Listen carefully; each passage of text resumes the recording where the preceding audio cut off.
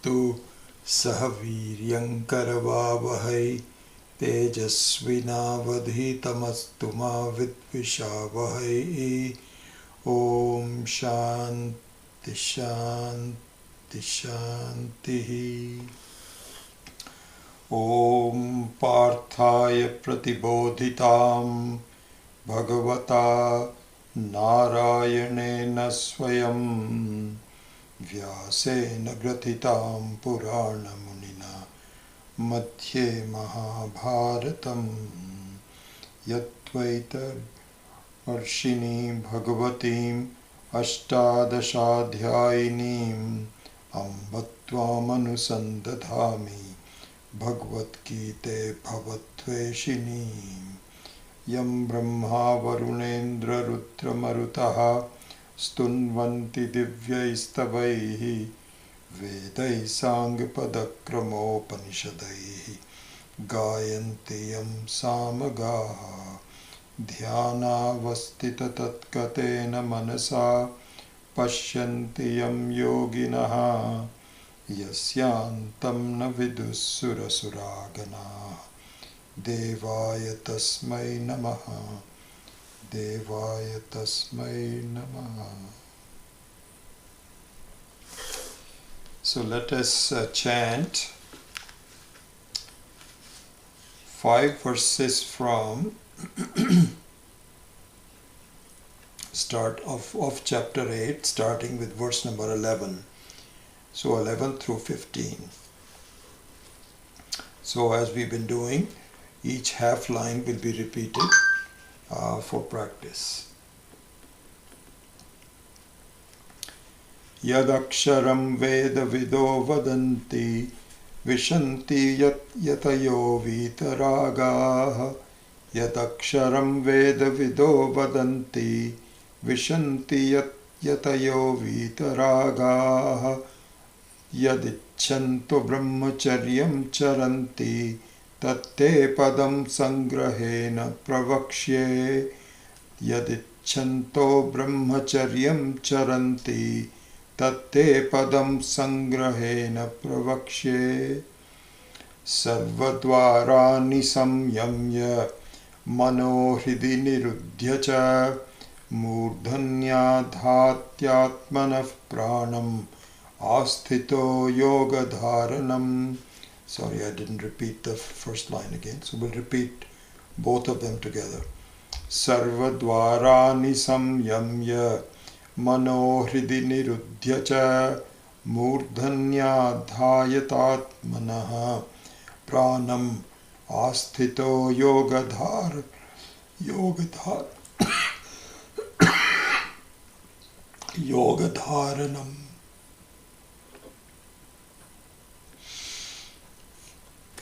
I got a glass of water. I'll be right back. Sorry.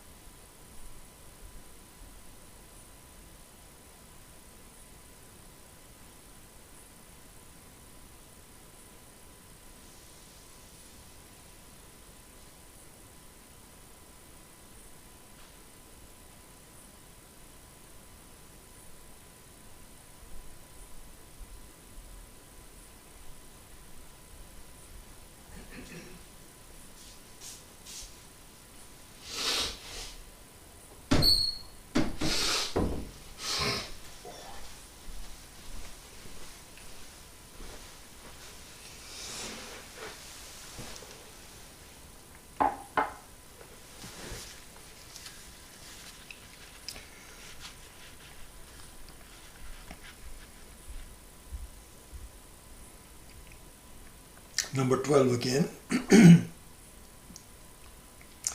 Sarvadvarani samyamya manohridi niruddhya cha. Sarvadvarani samyamya manohridi niruddhya cha. Murdhanyadhayatmanah pranam asthito yoga dharanam. मूर्धन्याधायदात्मनः प्राणम् आस्थितो योगधारणम्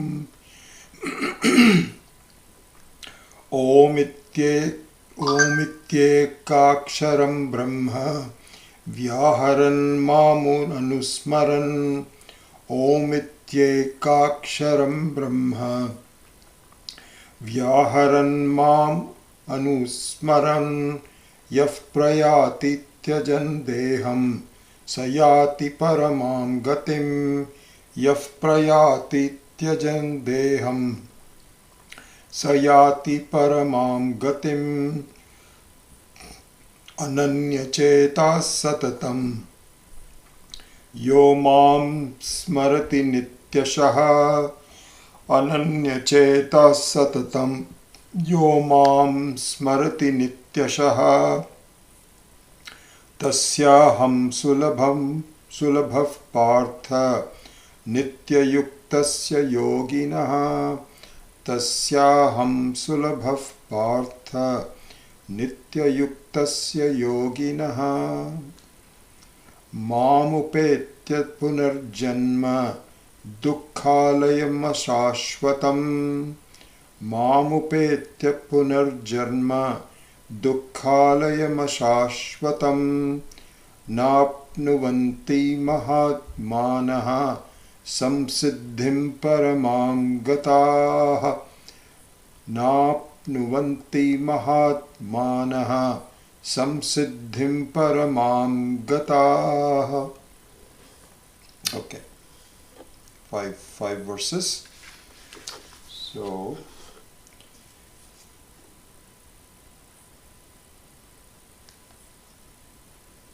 put this on the silent mode. Our earlier class got interrupted because I don't know what the problem was, but we recycled everything, power down, and then it seemed to work okay. So hopefully this class would be uninterrupted. But in case there's a problem, then you can send me a text and I will look for it. Anyway. So in the last class, we were going over verse number 11 of the 8th chapter. And as you know, the 8th chapter is concerned with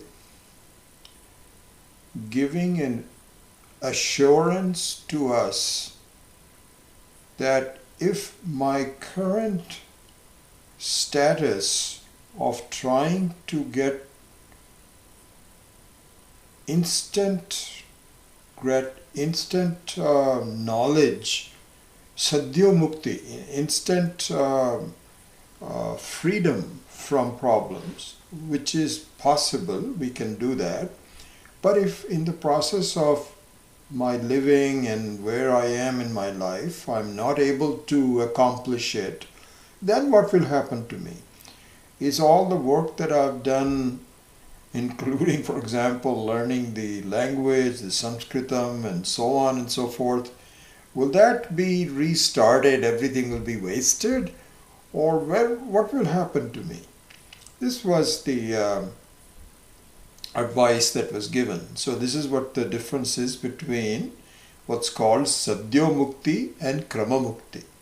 So Sadhyo Mukti means that you just don't think about wasting another moment, and you are now totally involved in understanding this life itself. Difficult to do, but it's possible, very possible. And there was a satsang, I remember that somebody asked Swami Viditatmanandaji that is it possible that the householders can achieve mukti, moksha? And he was saying, it's not as though it is possible but difficult. So that doesn't mean that it is why not me? Why can't I just do it if it is possible? And so our dharmic literature is full of rishis that were married and were householders. Yajnavalkya, which is one of the most important rishis that we talk about, highly regarded, was a householder. He had a family and things to run and so on and so forth. So it is very much possible. And I think that we will see in our classes also that it is, it's very achievable. It's very achievable. You can come very, very, very close to it, provided we do the right kind of preparation for it. But if for some reason our feeling is that that may not be possible for me, then what? So the 8th chapter is given to that listen, nothing will be lost. This is a continuation. Just like, for example, from one day to another, when you go to sleep and you are completely disassociated with the life, you don't say, what will happen tomorrow?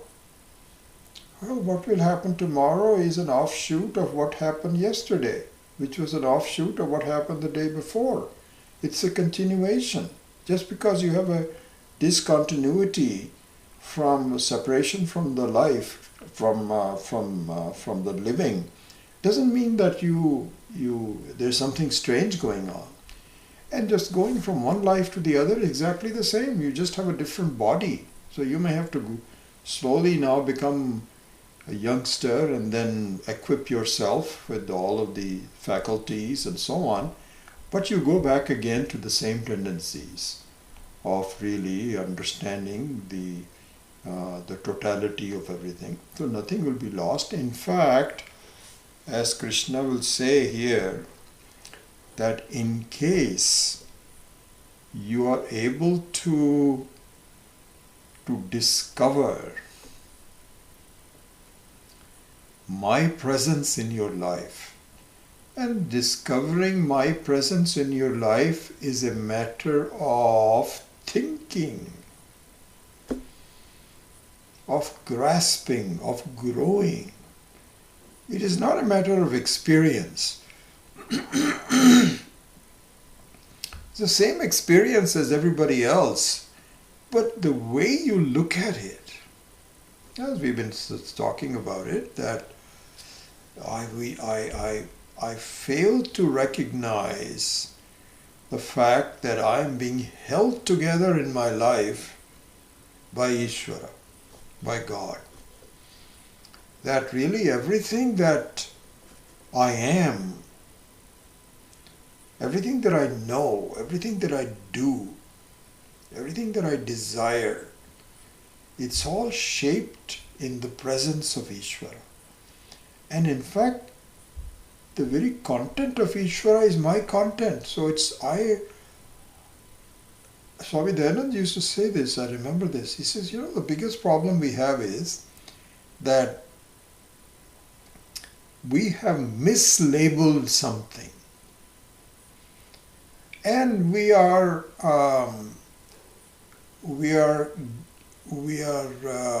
being punished for making a mistake about the relabeling. So relabeling means that something which is one which is harmful, I take it to be unharmful because of mislabeling. The extreme case is there might be something poisonous in there. But if it is relabeled as something which is benign, then I should not take it. Similarly, there is a relabeling problem going on in my life, that really speaking, the very content and the very functionality of the human being is nothing but an expression of Ishvara. But I have relabeled it to be, this is just mine. It's just mine. And I am isolated from everything else because I feel a sense of limitation. This is relabeling. This is not correct. And so really all that you need to do is to figure out exactly who does this body belong to? And what is what are the thoughts? How do they come about? Who is prompting me to really to live this life? This is exactly what we're going to do in the Vedantic Insights with the Kena Upanishad. That whole question is going to be answered. Anyway, going back to the main topic at hand, Krishna says that if you can become mature enough to understand my presence in and through your entire life. And here the culmination of that is that yes, we have a lot of helpers in my life. My parents who gave me my birth are the greatest helpers. And they continued, if they are still alive, they continue to shower their love for me. Then I develop a family. I develop friendship. So I have a support system that keeps me happy and alive and so on. But missing from all of that is the most important person that I do not have the skill to understand yet until I start inquiring seriously, which is Ishvara. Because I look upon Ishvara as a person, and we will talk a little bit about that. And yes, you can start with that, but it's the presence is in so many different ways that to isolate Ishvara as a person is, and this is going to be a main topic here very soon, it's called alambanam. So alambanam means some kind of like a focus, a fulcrum. Yes, that's okay, but that's very temporary. Very temporary. Eventually you have to see that the most important helper that I have is Ishvara. It is not my family, important as they might be. It's not my friends, important as they might be. It's not my parents, very crucial as they have been to bring me in. But really the continuous presence of something who is my creator eventually has to be recognized. And Krishna says that if you do that, I will make sure that your desire for Krama Mukti by this step-by-step moksha is not hindered in any way. You have my word for it. So this is the present, this is how it goes. Anyway, so that Ishvara was talked briefly about, number 11. Yat aksharam veda vido vadanti vishanti yat yatayo vitaragaha yat icchanto brahmacharyam charanti tatte padam sangrahena pravaksye. So satte padam means that state of being, that goal, that will give you moksha, which freedom from all problems, is the one that all thinking people are attempting to do. The Vedas talk about the same padam. Then the yatis, yatnashila, the yatayaha, the yatis and munis, Rishi, Rati, Muni, all these are different kinds of people in our spiritual cultural history. So Rishi is the one that sees the truth of things very clearly. Muni is the one who has the manana shila, one who is able to reflect on things to come to the same state as the Rishi. And Yati is the one which is called Yatnashila. Yatnashila means one who is making the effort. And you see people, I tell you, this is very impressive, that how people make the goal of reaching God a very important part of their life, and how they work hard at it. They educate themselves, they educate their children, they go to temples. It's a very beautiful thing to see. Not everybody can do that. And they do fasting, and they study, and they make that into a habit. And so these are exceptional people, yatis, yatnashila. Vitaraga. Vitaraga means the ones who have conquered their silly desires. Because in our life, what is really hindering us is silly desires that don't amount to anything. I want to do this. Why? No, I just want to do it. Okay, fine.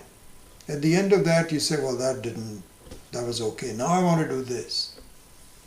And so the Yatnashila are the people who are Vitaraga, who are saying, okay, enough of things in my life that don't amount to anything. This is what Vedas say. These are the Veda Vido Vadanti. And now I am really going to go after that. And with effort. With no slacking in my life, because I know how short life is. No time to waste. And that yad icchanto brahmacharyam charanti. So brahmacharya, we went quite a bit of time on that. So acharam, the very conduct of my life, speaking the truth, of really being kind to others, and all of that. So by doing which is the same padam, it is the same goal that everyone is trying to reach. This is the beauty of it. All of us are very different, but our goal is all the same. And that is total freedom from all problems. And that is the very definition of success. So when we say, who is a successful person? The question is, how do you measure success? Is it because one who has become very well known in an area? One who has become popular? One who has become very powerful? One who has lived the longest? That is what happens every day. There is a story about somebody who has lived 100 years.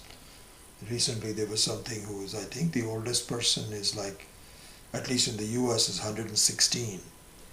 And so when any time there is a new birthday, people flock there to say, what is the reason for your longevity? And so is it that a success? To live the longest? No.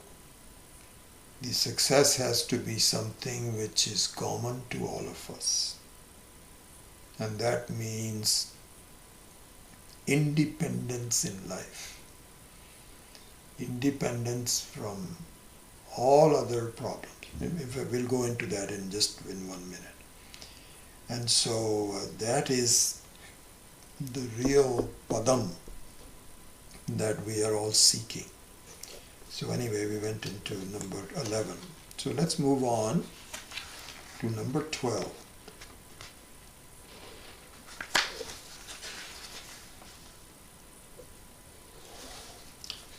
Number 12, Sarvadwarani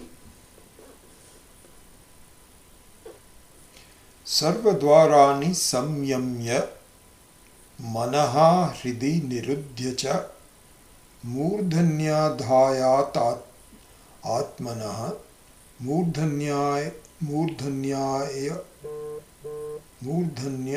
Adhaya. No, just a second.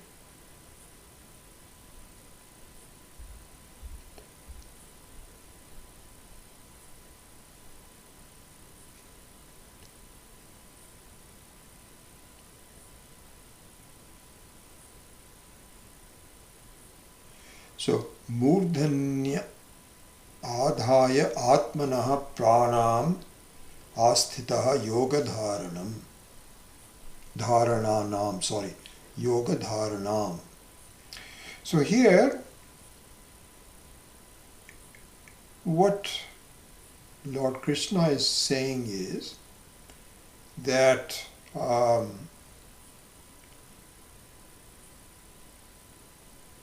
after you discover my presence and my support in your life through study, knowledge, etc., etc., now you need to give some focus to that thinking.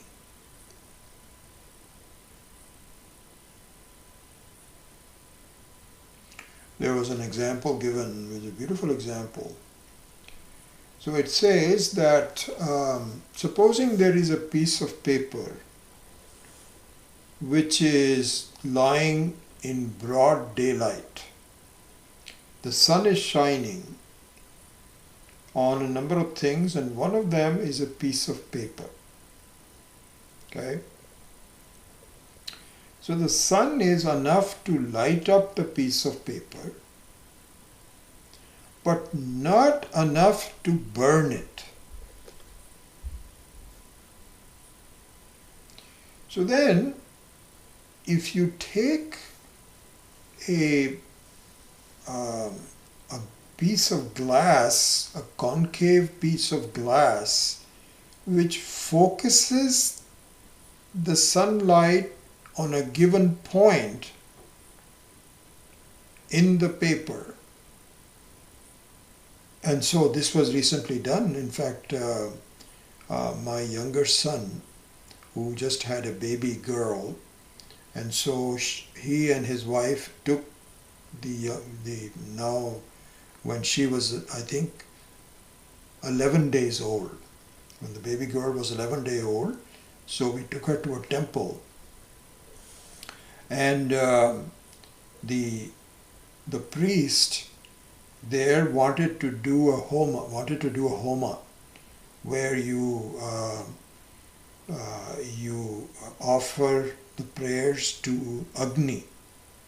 Agni means fire, and the fire is the messenger to take your prayers to all the devatas. This is how it is done, yajna. So it is not just a yajna, it's a homa. Homa means it has to be a fire. A fire has to be there. Now, according to the scriptures, the fire must be generated by sun directly, if possible. If it is not possible, then you can take one of the derivatives of the sun, in the case of a matchstick or a phosphorus, or in the old days, for example, they used to rub two pieces of wood together. But one of the accepted ones is that you take a crystal that focuses the sunlight onto the paper. And the pujari did that. He did that. So he took there's a convex lens that he takes, and then he focuses the sunlight on the piece of paper. And in this case, it was a piece of a wick, a cotton wick. And the cotton wick caught fire. That is the fire that is used to start the fire where wood pieces are there. This is the system. So the point is that even though the sun is illuminating the piece of paper very nicely, but it is a diffused illumination. But if that illumination can be focused, then it is capable of doing much more. So in this particular case, if you put a piece of paper out in the sun forever, nothing is going to happen. But if you were to just focus it on the piece of paper, then it can completely burn it. The heat is intense. So similarly here also, this is the method of number 12.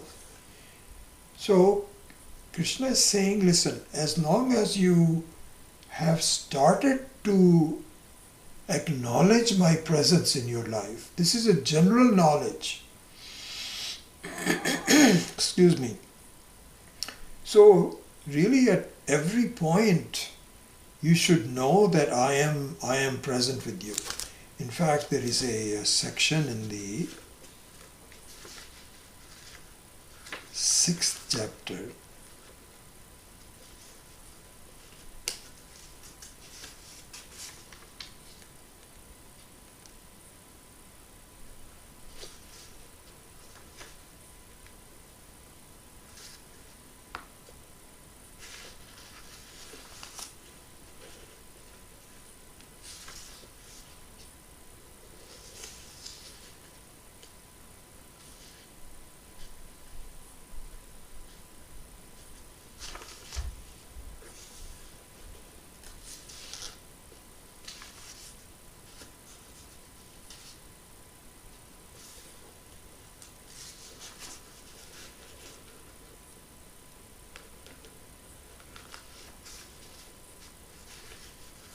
I'm not able to find it.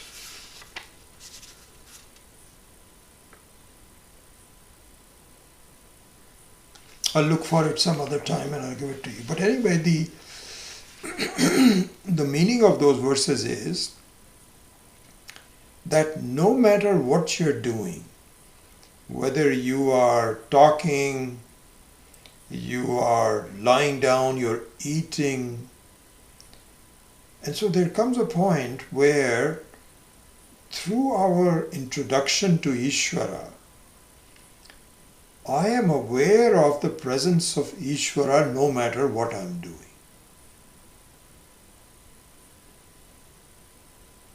This is one of the favorite verses of Swami Dayananji.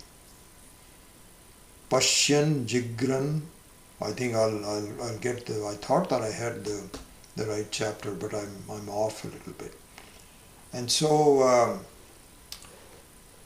Pashyan Shrinvan Jigran, by seeing, and while seeing, by smelling, whatever you're doing, you are in the presence of Ishvara. So this is the general illumination, but it is not a focused illumination yet. So it means that it is lighting up your entire life, which is kind of like a paper. So there are a lot of things going on in this life, and you should understand the presence of Ishvara in all aspects of it. That's the beginning point. But it's not the ending point. The ending point is that you need to intensify your mind and focus it on Ishvara. This is the number 12. He says, Sarva Dwarani Samyamya. So Sarva Dwarani means that you have all different engagements of your sense organs in various ways. Okay? You collect them all. Samyamya means you regulate them. And this is the real advantage of doing meditation. Because when you are talking, walking, eating, and so on, there's lots of different things going on. And the focus is not possible. It can be done later, but in the beginning, a meditation on this is important. So he says, Sarvadvarani samyamya manaha hridi nirudhya cha. So manaha nirudhya cha means your mind is, what's the word that he has used for here? Just a second.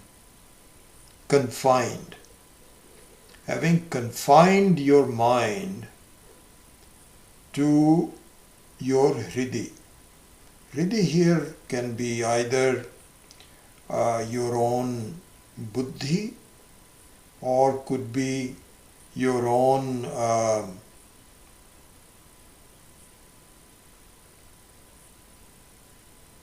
let me see what he has done here, Sabadwarani.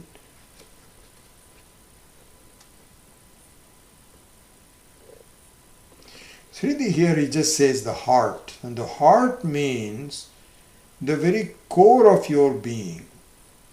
So your mind is now involved with a lot of, your and my mind is involved with a lot of different things, but to confine it to an examination of the core of my being.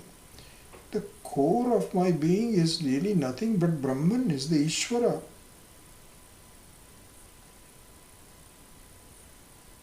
That's the core of our being. This is what we need to really get to the point. Right now, my thinking of Ishvara is that he is not me. And that is really not correct. It is really me. And so I should relabel it.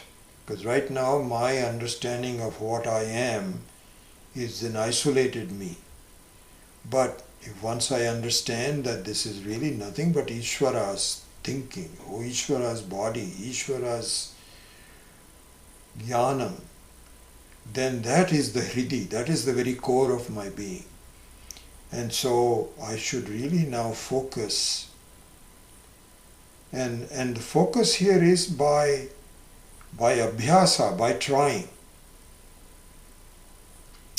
And so Yoga Dharanam. So Yoga Dharanam here means that when some other thoughts come in, I politely say, not now. I am just interested in focusing. And so this is kind of like the focusing of the convex mirror. I think it's a good, very good analogy for us to think of. That if you get into the practice of removing all the other thoughts from your mind and continue to focus in on yourself as the very core of your being, as nothing but Ishvara itself. Nothing, Ishvara not means that it's not as though you're going to duplicate the enormity of the Lord, but just the essence of the Lord, which is Satyam Jnanam Anantam, which is the fact that I'm Satchid Ananda. This is the core of the self. If you just focus on that, it will burn, in a way, all of your doubts about I am this, I am that. And so whenever you are not focused, what happens is that you have a relationship with things. Oh, I'm hungry. Relationship with the body. Or I'm upset. Relationship with the mind. Or I have to do this. Relationship with some desire. But if you just focus in as you are, independent of the relationships, then the paper of the scatteredness of your mind is burned away. It's a good analogy to really look at it. Anyway, so that's what he's talking about it. So here, one thing that we talked about is, and this is very core to the Hindu, the religious practices of of Vedic, not the spiritual aspect, but the religious aspect of it. This should be appreciated. So we are often misunderstood that we do Murti Puja, that we are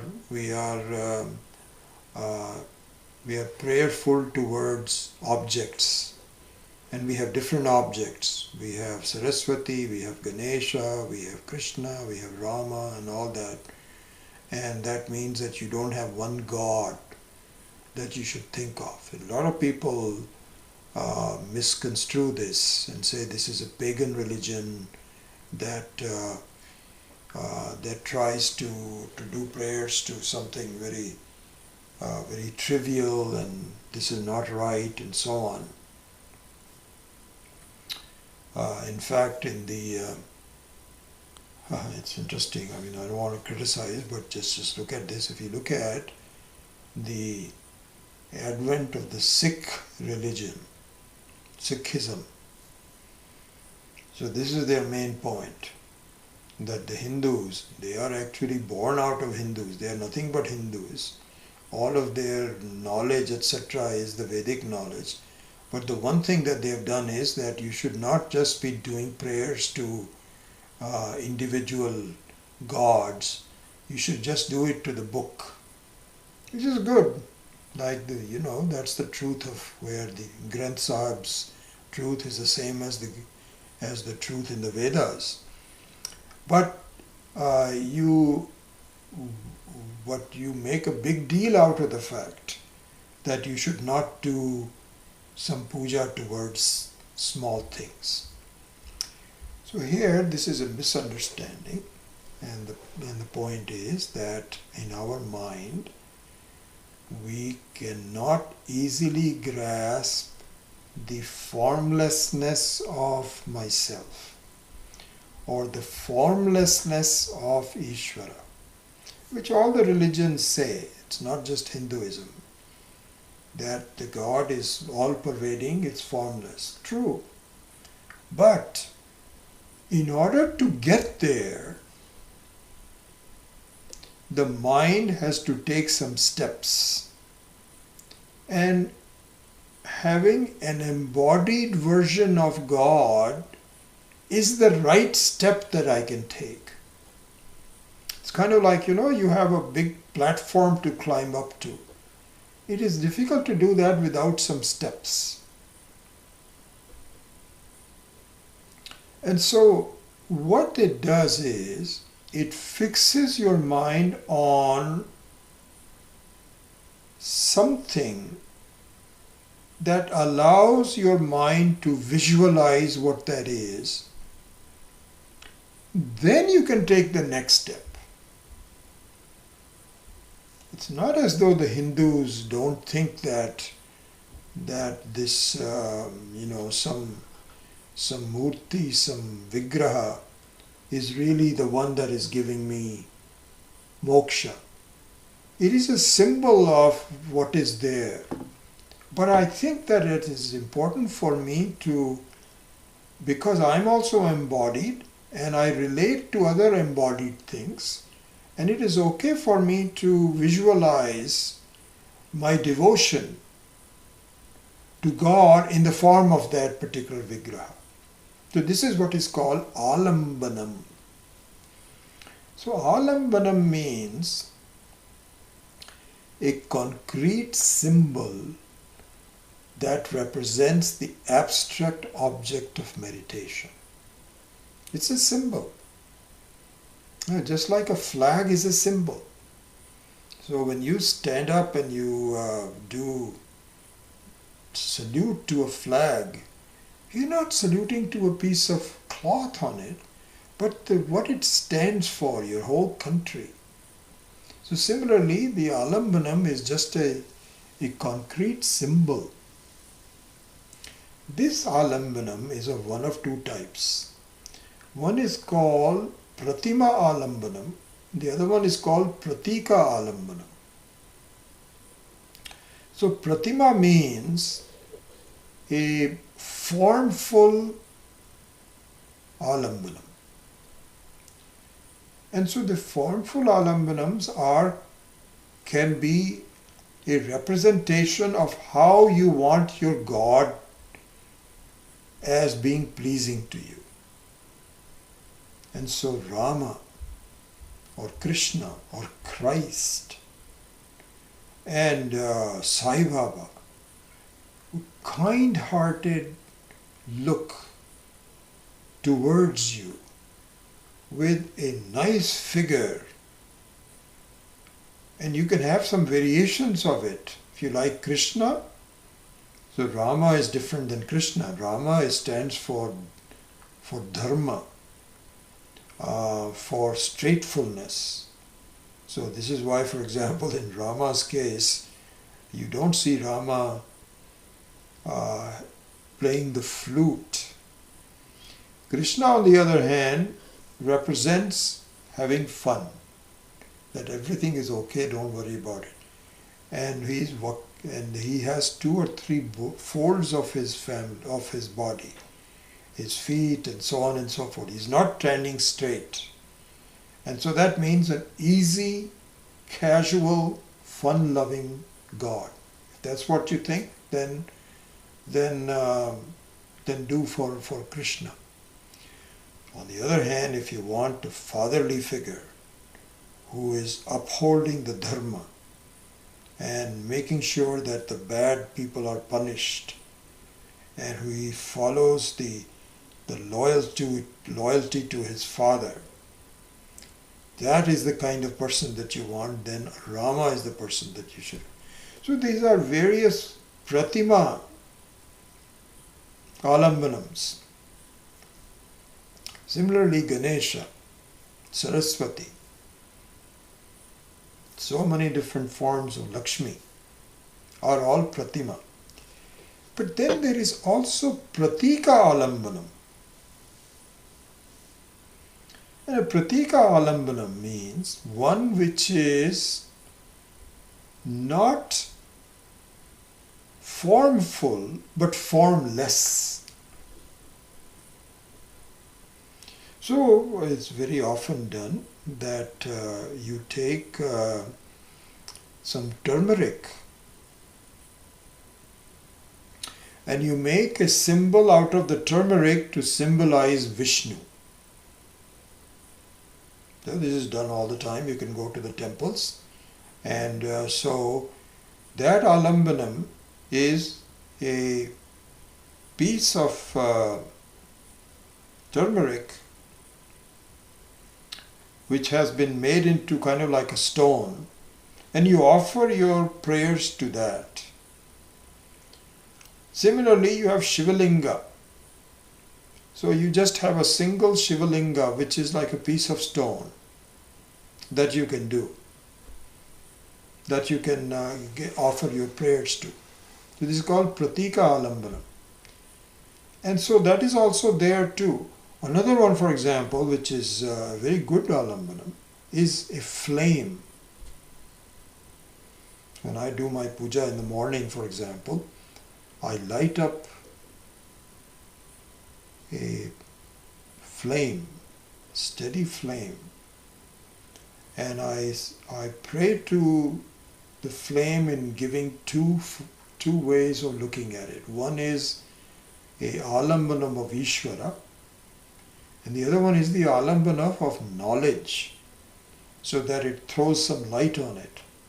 And so, this is the flame. And the flame is a pratika alambanam. Right? Because it doesn't have the shape of a human being or any other being that you want, having 4 hands. The multiple hands is a very important thing, because it means that I am able to do multiple things at the same time. I was going to talk about this in the Brahma Sutra class, but we got interrupted because of some problems. But there is a very interesting description of Ishvara's power and intelligence. So you look at how the same alambanam can give different things to different people. So, for instance, this is amazing. The Ishvara has the ability to have the same event appear differently to different people. So, in the language of spirituality, same experience can give some positive punya and some negative punya, negative papa to the same person. Swami Paramarthananda had this example. He says,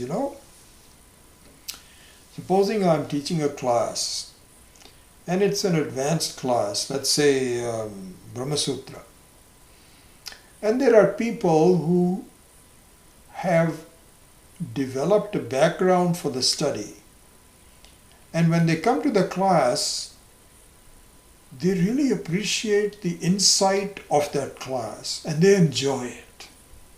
It gives them such pleasure and peace that, wow, this is an interesting insight. So that's one way of looking at the class. And Swamiji was saying, suppose you were telling a friend of yours, oh, you must come and listen to Swami Paramarthananda. And the friend was saying, maybe, I don't know, I'm not sure. He says, no, you please come. He is giving a live class on Brahma Sutra and you must come and this, that or the other. Try it. And the person comes. He doesn't have the background of understanding. He doesn't know what is being taught. And this is an hour and 15-minute long class. He's totally bored. And he's looking at his watch saying, when is this class going to be over? What did I get myself? Why did I even come here? This doesn't mean anything to me. And so this is so Swamiji was saying that amazing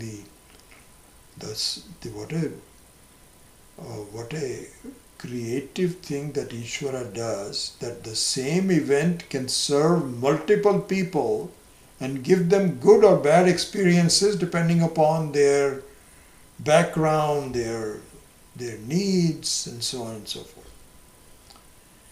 It's just amazing.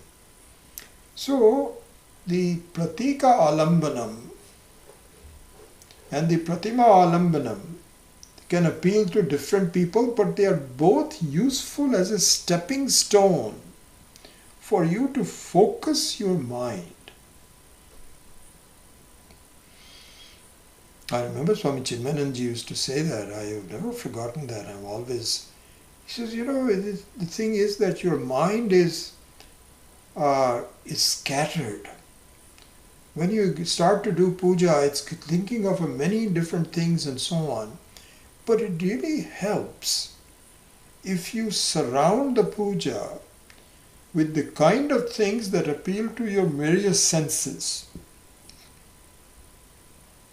So this is the idea about having a flame, because it attracts your eyes. Your eyes are going to be more focused on the flame. And supposing you have an incense stick, that incense stick gives you a aroma which arrests your sense organs and focuses on it. And if you have a bell, and ringing the bell focuses your ears to it. So there is actually some logic in how this thing all done. It should be very pleasant and encompassing and alluring. If you do that, then your mind has a better chance of focusing. So that is all what is done. So he says, that having given a general introduction, now kindly start to focus on Ishvara. This is Krishna's advice, number 12. Then continuing on,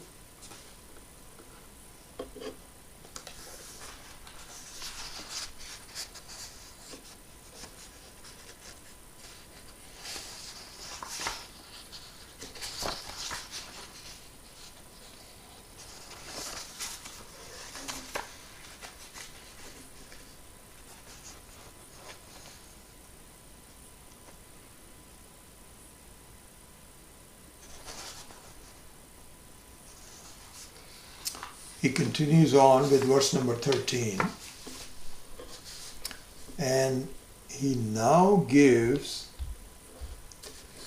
a superior pratika alambanam.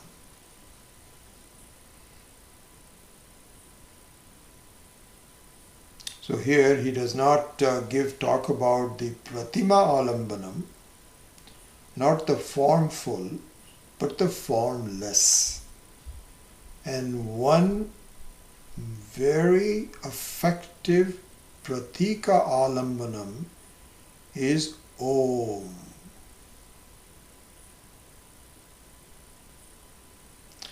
And as a pratika alambanam, Om is more of a sound pratika.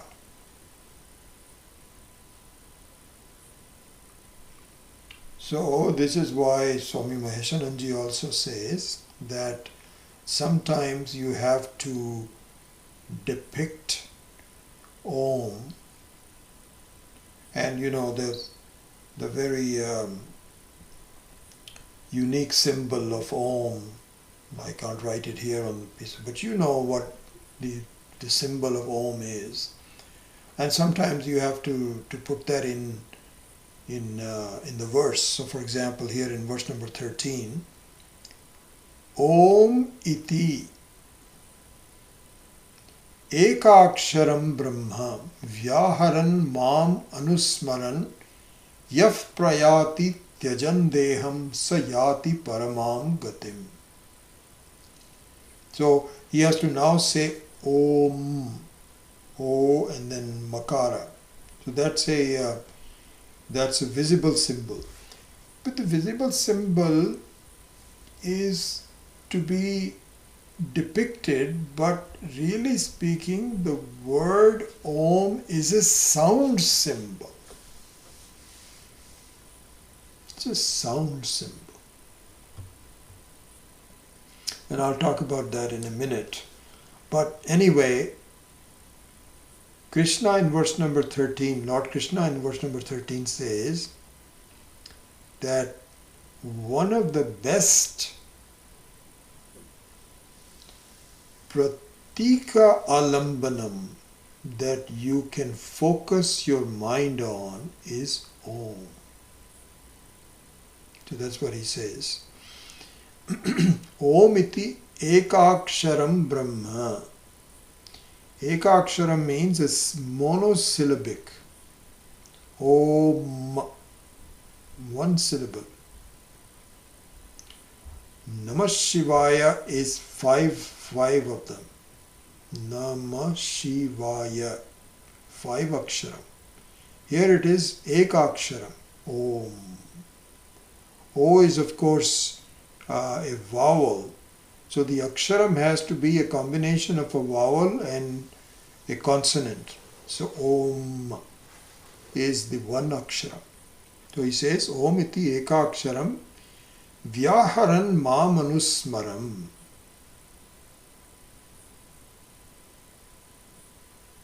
Vyaharan here means by mentally or orally repeating. Either mentally, Vyaharan means transacting in a way, and the transaction can be either done through, you can even write it if you want to, but that is not recommended as powerfully as uttering it and remembering it in your mind. And so he says, if you do that, if you remember Ishvara by constantly focusing on Om, he says, I suggest that you do that.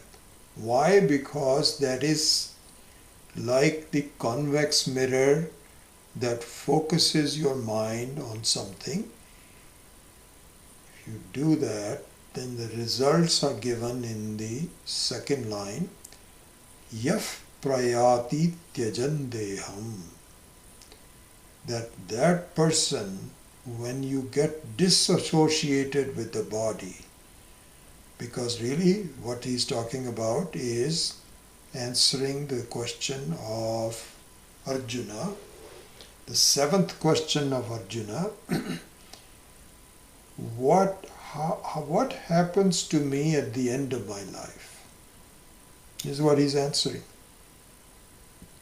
So he says, if you focus your mind on me through the pratika alambanam of Om, then the results. Yaf prayati tyajan deham. One who moves on by separating himself or herself from the body, sa yati paramam gatim. He reaches the supreme goal. Supreme goal here means one which is total independence from all problems. Brahman. So that's what he's talking about in 13. Now a few words about Om. So the Om is a symbol of completeness, infinity. It is the most appropriate name for Ishvara. It is not arbitrary. It is not casual. It has a lot of meaning that defines the word Om. And so this is what the Mandukya Upanishad goes through in great detail, which we did recently. And here very briefly, Om, why Om is the most important pratika, alambanam, is because it is a symbol of completeness. How is it a symbol of completeness? Because it has a u makara. That represents all the three stages of one's life during a 24-hour period. So a 24-hour period is a very basic building block. It's like supposing you have a house made out of bricks. So the brick is the most important building block of that house, a brick house. Really the rest of that is nothing but a combination of one brick over here, next one next to it, the one on top of that, and so on and so forth. It's all bricks, bricks, bricks. And so just like that, the 24-hour segment of our life is the basic building block of our entire life, if you really think about it. And a 24-hour period consists of three segments, common to all of us. And those are, as you know, the waking state, the dream state, and the sleep state. And the three letters A, U, and Makara, Ma, represent, how they represent, this is all given, in great detail. But the three letters constituting Om represent the three states, three segments of the 24-hour basic building block of our life. And it represents the truth, the very the very essence of Ishvara, essence of Brahman. So that's why uttering Om and thinking of Om and keeping that in your mind helps you to focus on Ishvara. This is what he's saying in number 13. Om ityetaksharam brahma vyaharan mam anusmaran yaf prayati tyajan deham sayati paramam gatim. 11:06. I think we can do one more very quickly. This is an easy verse to add on to, number 14. Ananya cheta satatam yo mam smarati nityashaha tasyaham sulabhav partha nityayuktasya yoginaha. Ananya cheta satatam yo mam smarati nityashaha tasyaham sulabhav partha nityayuktasya yoginaha.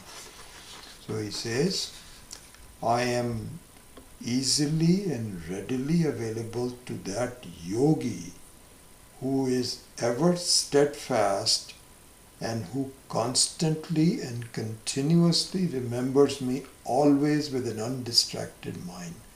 O Arjuna. Very obvious that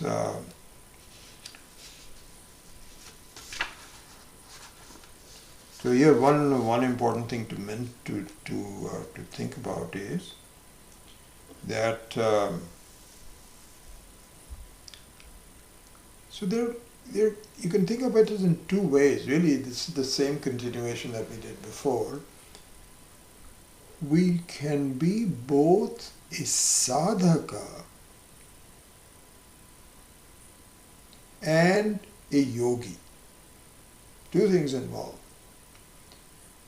Sadhaka means one who is interested in understanding the truth of my life in general.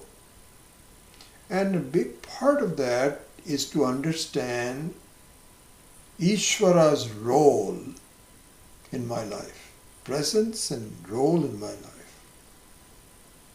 This is what a sadhaka does. A yogi, on the other hand, is another qualification that is very interested in focusing your efforts into nirvikalpa samadhi at the exclusion of all other thoughts. This we went through in the Drikdrishya Viveka, the Savikalpa and Nirvikalpa Samadhi, and it's the same point that we made there, which is that a yogi is much more interested not in the general understanding of where Ishvara is and so on, but just in making sure that all thoughts from my mind are become secondary and disappear, and I am able to focus on myself as a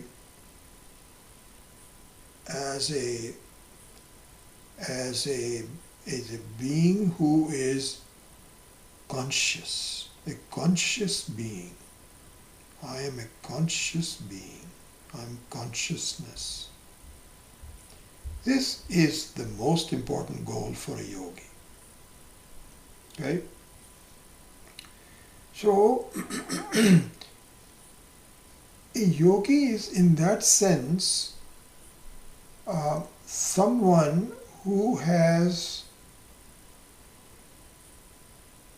understood that I may not be able to grasp the enormity of the truth around me, but what I am able to do is to just focus on some very simple things and do it over and over again and with lots of skill And so here Krishna says that if you're able to do that, then you are either going to understand, you see the thing what a yogi has to do is to also become a sadhaka. And if he does not become a sadhaka, he stays as a yogi, then the next life will become a lot better for you. Because you're not done yet. You have not understood that you yourself are the one who is independent. That you have not understood. That's what needs to be done. You are still dependent on other things. But as a depending on other things, if you are a yogi, then I will take care of you in your next life. On the other hand, a sadhaka needs to have some elements of yogism, yoginaha. You need to be somewhat like a yogi. How? For the same reason that we answered before, which is that you need to be a convex mirror to focus on the essence of your sadhana.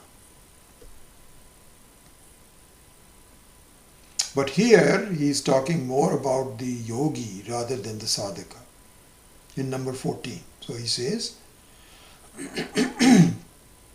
Ananya cheta.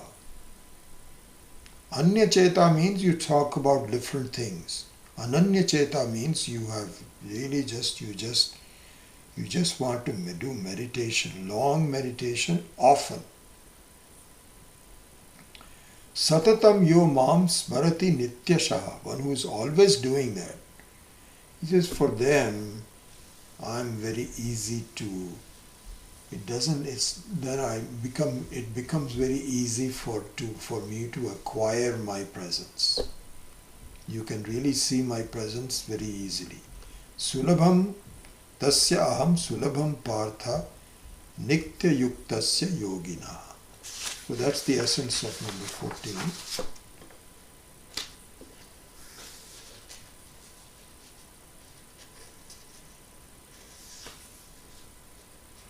And the other thing to be cognizant of that is that how is this? It seems very difficult to do. So again, his previous advices and advice and should be kept in mind. Abhyasa yoga. He says just repeating things is amazing. Don't give up too soon. Just like if you wanted to learn a new language, it is important to practice it. So practice becomes an important aspect of it.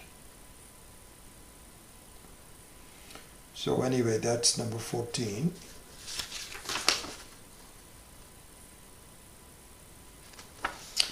And with that, number 14, we have completed Sri Krishna's answer to the 7th question of Arjuna.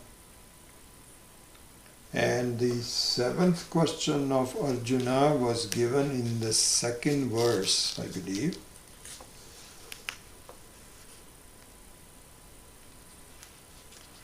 You remember the 2nd verse. So he says, Adi yajna katham kotra dehe asmin madhusudana prayana kale cha katham gyeyosi nitya atmabhi. Prayana kale. So prayana kale means when this life is about to end, then how will I know you? So then he started he first of all gave the answers to the first 6 questions. Then starting with the verse number 5, he says, Antakale cha mameva smaran muktva kalevaram yaf prayati samadbhavam yati na asti anya samshaya. We started with number 5, And he ended that section with this last verse that we just did, which is Ananya Chetaha Satatam Yomam Smarati Nityashaha Tasyaham Sulabha Partha Nityayuktasya Yoginaha.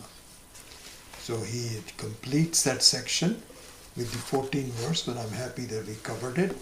And then we will go into a different topic, starting with verse number 15 of Gita, of the 8th chapter of the Gita.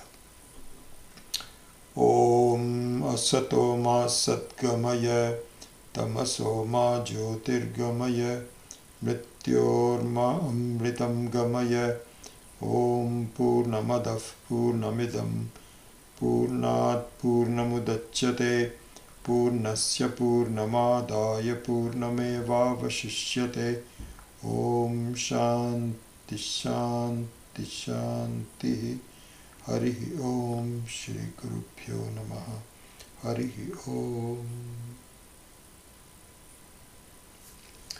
So before we end the class, I just want to let you know that next Saturday will be no class. So we will skip the next Saturday, and I will send you an email to confirm this for those of you that were not here.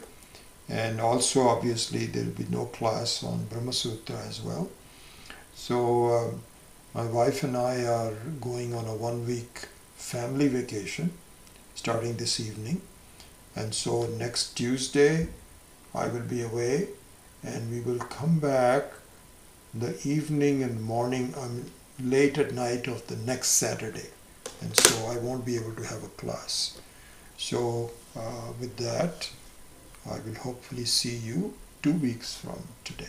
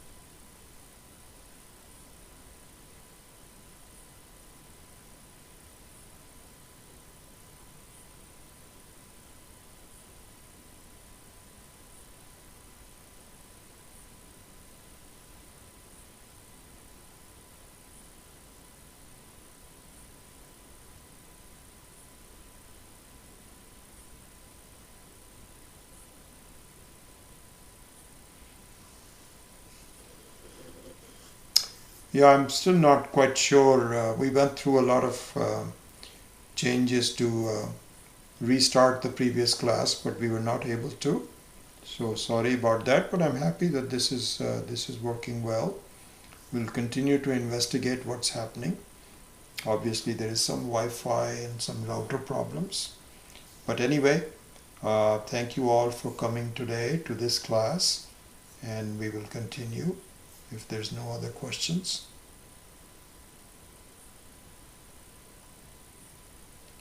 We will see you next week. Okay, Hari Om.